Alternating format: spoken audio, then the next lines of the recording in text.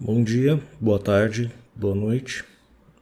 A ideia desse vídeo é realizar a solução do exercício proposto dentro da disciplina de processamento digital de sinais. E o exercício envolve o projeto da função de transferência de um filtro cuja resposta ao impulso ela é finita. Então, o exercício diz, projete com o auxílio de uma ferramenta computacional. Eu estou usando Python, vocês poderiam, caso for conveniente, utilizar outra ferramenta, seja Octave, Scilab, MATLAB, o próprio Python também, ferramenta bastante adequada. A função de transferência de um filtro com resposta ao impulso finita, fase linear, ou seja, eu quero que a resposta ao impulso do filtro ela seja uma resposta simétrica ou antissimétrica, com banda de passagem de 0 até 4 kHz. Então isso rejeita aquela hipótese de resposta ao impulso antissimétrica. Ela precisa necessariamente ser uma resposta simétrica, já que ele é um filtro do tipo passa baixa. Banda de rejeição a partir de 5 kHz, ripple admissível na banda de passagem de 0,1 dB e atenuação mínima na banda de rejeição de 60 decibels. O sistema opera com uma taxa de amostragem de 44,1 kHz e caso você ache conveniente, você pode seguir os passos a seguir. Utilize a fórmula de Kaiser para obter uma estimativa inicial da ordem. Determine a resposta ao impulso do filtro ideal, que atende aos requisitos do projeto. Utilize uma janela de Hamming ou outra de sua preferência, multiplicada a resposta ao impulso do filtro ideal como resposta ao impulso do filtro projetado. Avalie a resposta em frequência do filtro obtido com a função FREQ-Z do MATLAB ou o scipy.signal.frec-z no Python. Caso ele não satisfaça os requisitos do projeto, aumente a ordem e repita o processo a partir do passo B, ou seja, determina novamente a resposta ao impulso do filtro ideal, utiliza a janela de Hamming e você fica dentro desse laço até que você obtenha um filtro que satisfaz os requisitos de projeto. Então a solução do exercício dessa semana ela é puramente computacional. Eu tenho aqui uma cópia do enunciado do exercício. O que eu gostaria de comentar aqui do início é que dentro do material teórico que vocês receberam junto com a tarefa, vocês tinham basicamente algumas equações em forma fechada que realizavam a estimativa inicial da ordem do filtro para você realizar o projeto. Você tinha a estimação segundo a fórmula de Kaiser, segundo a fórmula de Bélanger e segundo a fórmula de Hermann. Aqui dentro do Python, em particular, existe uma quarta equação que pode ser utilizada, que é a estimativa que já vem aqui junto com o toolbox do próprio Python. Mas basicamente elas funcionam, basicamente o processo ali é converter aquelas especificações do filtro para uma escala linear. Caso eles você tenha a especificação do filtro em escala dB, você precisa converter novamente para a escala linear. Você precisa obter uma transformação das frequências normalizadas, ou seja, 2π vezes, por exemplo, a frequência limite da banda de passagem dividida pela frequência de amostragem, 2 vezes π ao início da banda de rejeição dividido pela frequência de amostragem. E aqui basicamente as equações para o processo de conversão da especificação em decibel para uma especificação linear e a determinação aqui das frequências superior da banda de passagem e frequência inferior da banda de rejeição. Inicialmente a gente pode utilizar uma estimativa segundo a fórmula de Kaiser. que é a mais simples que você pode ser utilizado. Muitas vezes dentro da engenharia, a precisão ela não é necessariamente a coisa mais importante quando você estabelece uma fórmula. A fórmula de Kaiser é um exemplo clássico desse tipo de comportamento. Ok, você poderia ter uma equação que você utilizasse, ela te desse claramente assim com, sei lá, mais ou menos 1 ali, o comprimento do filtro FIR necessário para que você satisfaça uma especificação. Entretanto, quando você utiliza essas equações mais simples, você consegue tirar interpretações que são muito mais interessantes do que você ter uma fórmula ultra precisa. Você poderia utilizar, por exemplo, uma rede neural aqui para resolver esse tipo de problema. O problema seria se você fosse tentar extrair algum conhecimento a partir deste resultado que você tivesse obtido. Você treina a sua rede neural e o que você tem como resultado ali são um conjunto de pesos e parâmetros de funções. E como é que você conseguiria interpretar esse conhecimento de volta para você interpretar se o resultado faz sentido é um problema bastante complexo. A fórmula de Kaiser, entretanto, ela é uma fórmula bastante simples. Só que a gente consegue tirar uma série de conclusões a partir dessa fórmula de Kaiser, apesar dela não ser uma fórmula muito precisa para você realizar esse tipo de estimativa da ordem inicial do filtro. O que a gente consegue interpretar claramente a partir da fórmula de Kaiser é que quanto menor for essa transição entre a menor frequência da sua banda de rejeição e a frequência mais alta da sua banda de passagem, que basicamente vai te definir a sua largura da banda de transição, quanto menor for essa largura da banda de transição, maior vai ser o comprimento do filtro, já que, segundo a fórmula de Kaiser, o comprimento do filtro ele é inversamente proporcional à largura da banda de transição.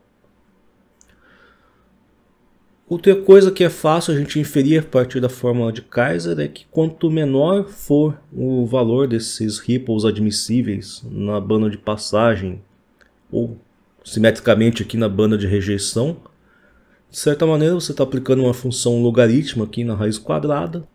Quanto menor for o valor do ΔP e o valor do ΔS, maior vai ser o valor desse logaritmo e maior vai ser o comprimento do filtro. Ou seja, quanto mais exigente você for no seu nível máximo de distorção possível na sua banda de passagem e o valor mínimo de atenuação na sua banda de rejeição, da mesma maneira, maior vai ser o comprimento do filtro. E esse tipo de inferência ele é, na verdade, mais útil do que uma fórmula precisa. Você consegue utilizar a sua inteligência para conseguir melhorar o projeto do seu filtro aqui. Outra coisa que, de certa maneira, são intercambiáveis esses dois ripples aqui. Que basicamente indica que se você tiver um filtro que ele é altamente permissível na especificação na sua banda de passagem e muito exigente na sua especificação na banda de rejeição, o comprimento desse filtro ele vai ser basicamente o mesmo de você ter o contrário. Você ter um filtro que ele é bastante exigente na sua especificação da banda de passagem e bastante permissível na especificação da sua banda de rejeição. E é claro, também você vai ter essa inferência sobre a largura da banda de transição. Esse mesmo tipo de comportamento ele é observado aqui na forma de Bélanger. Você também tem o comprimento inversamente proporcional à largura da banda de transição, e aqui basicamente a diferença que você não teria aqui a raiz quadrada, você teria um fator 10 multiplicando, mas também seria aqui uma função logarítmica afetando o comprimento. Outra coisa que, para a maior parte dos casos típicos, as estimativas da fórmula de Kaiser, da fórmula de Bélanger e até mesmo aqui da fórmula de Hermann tendem a não ser tão diferentes assim. Por exemplo, para a especificação do filtro do exercício, você realizar uma estimativa da ordem segundo a fórmula de Kaiser vai te dar uma estimativa inicial de 110 coeficientes. Se você utilizar a fórmula de Bélanger, sua estimativa inicial vai ser de 115 coeficientes. E fórmula de Hermann, infelizmente a gente perde bastante dessa interpretabilidade da fórmula, ela é cheia dessas constantes mágicas. Você utiliza aqui funções de Bessel e apesar dela ser mais precisa do que as fórmulas de Bélanger e a fórmula de Kaiser, ela é muito mais complicada aqui de você tentar realizar uma interpretação desse resultado. Não obstante, o resultado da fórmula de Hermann não tende a ser tão diferente, apesar dele, para algumas especificações um pouco mais exigentes, ela te dá uma estimativa mais precisa, mas não é o caso aqui do exercício. A gente tem uma especificação até bastante generosa assim com o projetista. A outra possível estimativa que você pode utilizar, eu fui caçar alguma coisa aqui na documentação dessa biblioteca scipy.signal. Aparentemente a estimativa da função Kaiser-Ord ela é baseada aqui nesta equação que foi garimpada aqui a partir da documentação da biblioteca. Ela não é extremamente complexa aqui, mas por algum motivo o resultado dela é bastante diferente para a especificação que a gente utilizou aqui. Segundo a função Kaiser-Ord, a estimativa ela é de 321 coeficientes, que é bastante diferente. As outras estimativas estavam em torno aqui de 110, 115. Entretanto, a estimativa com Kaiser-Ord ela deu 3 vezes maior por algum motivo. Mais para frente a gente vai ver que essa estimativa da fórmula de Kaiser é um pouco controversa aqui, mas de qualquer forma são mais recursos que você pode utilizar aqui para tentar facilitar a sua vida, utilizar a ferramenta computacional. O computador foi feito para facilitar a nossa vida, muito embora ele muitas vezes faça exatamente o contrário. Então, inicialmente você estabelece a resposta ao impulso de um filtro ideal que satisfaça aqueles requisitos de projeto. Basicamente ele teria um único parâmetro, que seria a frequência de corte, você coloca a frequência de corte em algum ponto ali da banda de transição. E eu realizei 2 projetos para esse filtro FR. Um deles foi utilizando a janela de Hamming, conforme foi descrito no exercício.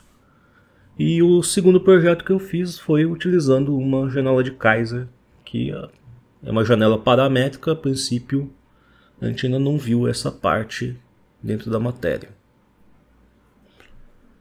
Então, para o primeiro filtro, utilizando a janela de Hamming, o menor comprimento possível que eu encontrei aqui foi de 355 coeficientes. Se você olhar para trás aqui, você diria, olha, a estimativa do pacote de software aqui do Python deu 321, para 355 ela está até bastante próxima. E infelizmente eu tenho que concordar com isso.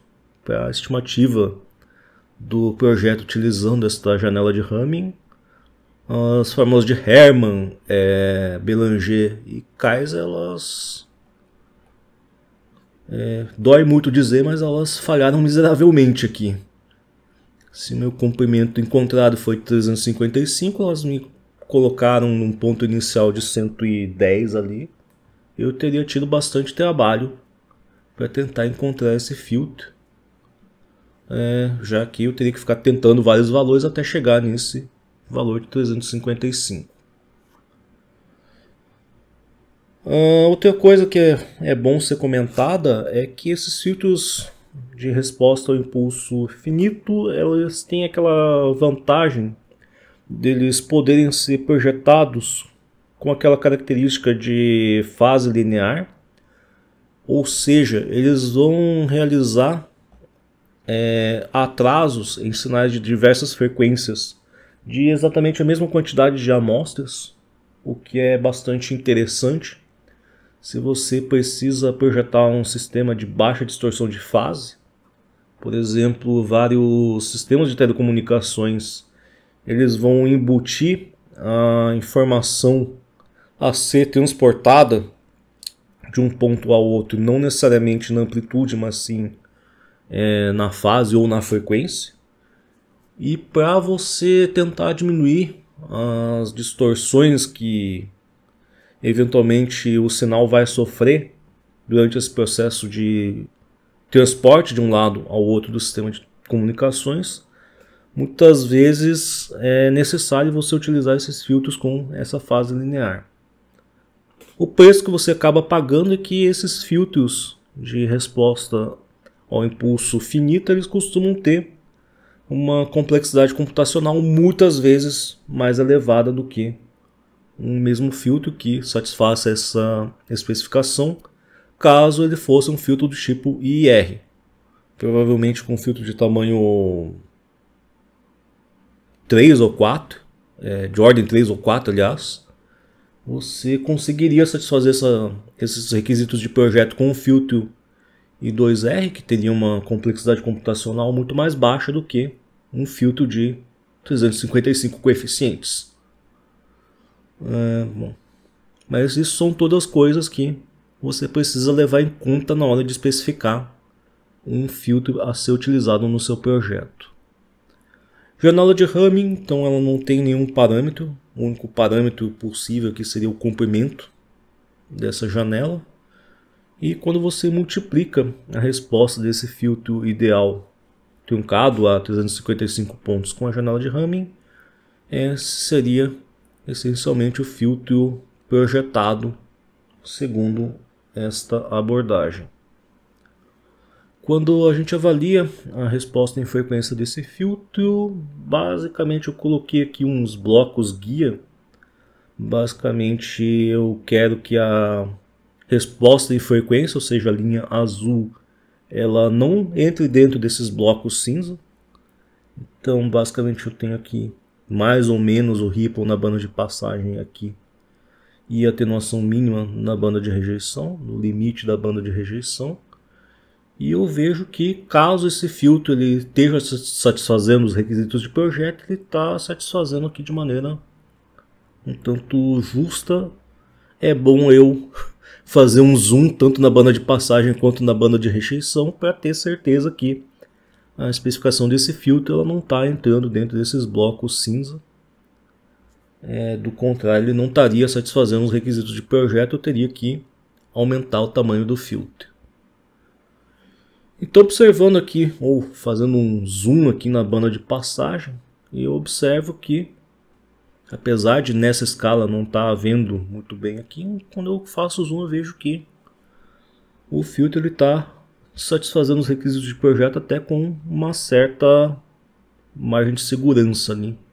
Ele está excedendo os requisitos de projeto. Ele tem, por exemplo, menos distorção na banda de passagem, exceto aqui no finalzinho, do que a especificada para esse filtro. Quando eu vejo ali na transição entre a banda de transição e a banda de rejeição, que é basicamente esse joelho aqui, eu vejo que apesar dele passar temerariamente próximo aqui de entrar dentro deste retângulo cinza, ele acaba não entrando. Então, do ponto de vista, digamos assim, didático, ele satisfaz os requisitos do projeto e, portanto, ele é um filtro aceitável para essa aplicação. Como eu comentei, eu realizei esse projeto não só com essa janela de Hamming, eu utilizei também uma janela de Kaiser. Janela de Kaiser, ela vai ter um inconveniente, que ela tem um parâmetro, aí depende de onde você está lendo a documentação ou a descrição da janela de Kaiser. Em geral ele é chamado de parâmetro beta da janela de Kaiser. Em específico aqui para o Python, quando você pede para utilizar uma janela de Kaiser, ele já acaba realizando uma estimativa desse parâmetro beta, o que não acontece necessariamente em outros pacotes. Bom, a janela de Kaiser ela costuma produzir bons projetos, projetos bastante eficientes, desde que você utilize um parâmetro beta adequado. Então novamente eu peguei a janela de Kaiser, agora multipliquei pela janela de um filtro ideal. E note que para o projeto com a janela de Kaiser eu consegui realizar o projeto com 162 coeficientes. E agora eu volto ali para o começo. Afinal eu apanhei aqui na janela de Hamming, agora eu vou bater um pouquinho aqui. Estimativa utilizando a janela de Kaiser, ou seja, a estimativa do Toolbox do Python, deu 321. Se eu observar aqui 162, eu tô tendo um erro aqui de... Dependendo de como você for calcular o erro, é 100% aqui em relação à estimativa segundo a janela de Kaiser. Que 100% é um erro inaceitável, sim, se você fosse utilizar de maneira séria essa estimativa do Toolbox aqui do Python. Seria uma estimativa bastante ruim, já que você está errando por um fator de 100%. E agora se você voltar aqui para a estimativa segundo janela de Hermann, janela de Bélanger e a fórmula de Kaiser, chamar assim, eles dão uma estimativa aqui entre 110 e 115, o que em relação a uma estimativa inicial para um filtro que ele vai ter no final 162 coeficientes, aí agora sim é uma estimativa bastante razoável, uma vez que isso aqui é somente uma estimativa, uma aproximação, como a própria notação indica aqui. Então, por algum motivo, aparentemente essa estimativa aqui, segundo a fórmula apresentada pelo Toolbox do Python, ela é bem pior do que as que a gente encontra aqui dentro da bibliografia normal aqui do nosso curso. As fórmulas de Kaiser, Bélanger e Hermann elas não são ideais, mas elas são muito mais eficientes no caso quando você utiliza uma janela eficiente como a janela de Kaiser aqui. Então, você partiu, por exemplo, de 110 e chegou a 162, também não é o fim do mundo. Outra vantagem, além da complexidade computacional de você ter um filtro de 162 coeficientes, é que o atraso que esse filtro impõe ao sinal ele é, de certa maneira, proporcional ao comprimento do filtro. Então, além desse filtro projetado com a janela de Kaiser, eles têm uma complexidade computacional muito menor do que no filtro projetado com a janela de Hamming, ele também vai causar menos atraso no sinal, que pode ser importante para algumas aplicações. Então essa seria a resposta em frequência encontrada segundo esse filtro com a janela de Kaiser. Ela é, de certa maneira, um pouco mais comportada do que com a janela de Hamming. Dentro da banda de passagem, o filtro também ele é capaz aqui de satisfazer os requisitos de projeto com alguma folga. E aqui na banda de transição e banda de rejeição ele é temerariamente próximo aqui do limite aqui aceitável aqui da especificação do filtro, mas como é somente um projeto didático aqui, a gente não precisa se preocupar tanto aqui com estar muito próximo do limite aqui da especificação. Mais para frente, quando a gente for trabalhar com projetos no qual a gente deve levar em consideração a quantização dos coeficientes. Na verdade, acho que eu só vou fazer um exemplo, não vou chegar a fazer o exercício. Mas a gente vê que a gente tem que ser um pouquinho mais conservador quando a gente vai fazer esse tipo de projeto. Quanto a exercício, se você tiver seguido mais ou menos o roteiro apresentado no enunciado, você chegaria em algo próximo dessa resposta com a jornada de Hamming. Caso você tivesse olhado um pouco mais aqui a documentação do seu toolbox, você provavelmente chegaria a algo próximo a essa solução aqui com a janela de Kaiser.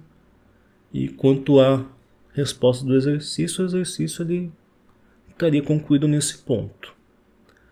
Uma coisa interessante que você pode fazer é testar esse filtro com um sinal. Você gera um sinal que ele tenha uma frequência que esteja dentro da banda de passagem e uma frequência que esteja dentro da banda de rejeição para verificar o funcionamento desse filtro na prática. Então aqui no caso eu estou gerando um sinal de entrada que ele é uma sobreposição de duas sinais de mesma amplitude, duas senoides. Uma frequência de 440 Hz que está dentro da banda de passagem e uma frequência de 6 kHz que está dentro da banda de rejeição. Então eu gero esse sinal de entrada aqui e ele vai ser um tanto irritante, uma vez que ele tem uma frequência de 6 kHz. Ela é aguda e relativamente irritante. Então esse seria o sinal de entrada.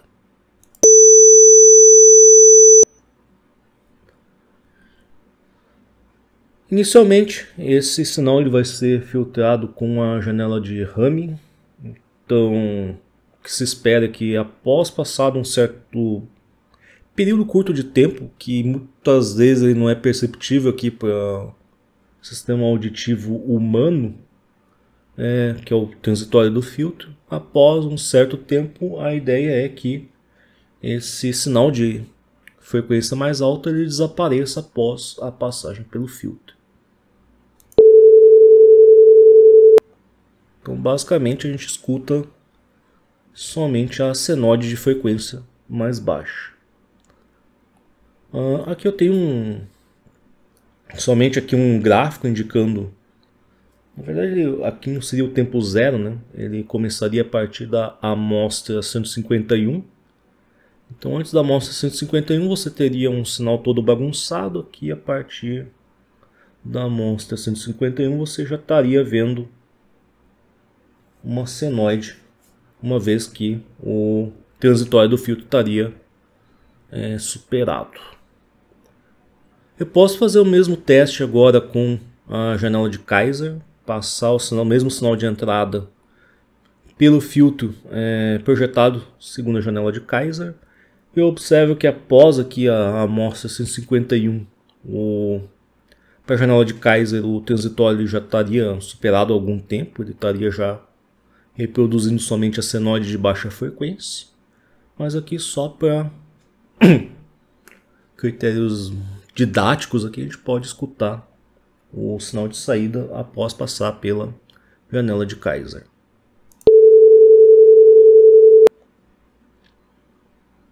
Qualitativamente, não sei se é porque eu já sou um pouco mais velho que vocês, mas eu não consigo perceber uma diferença significativa aqui entre esses dois filtros.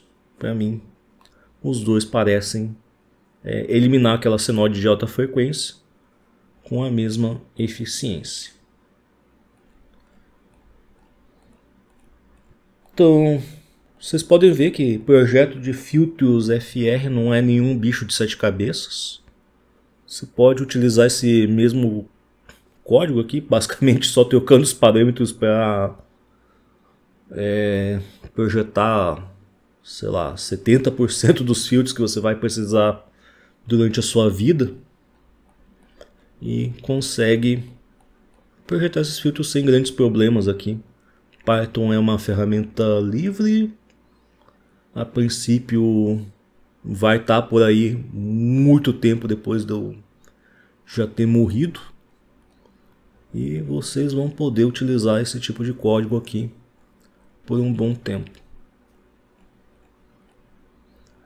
Eu espero que vocês tenham considerado o exercício interessante, e até a próxima.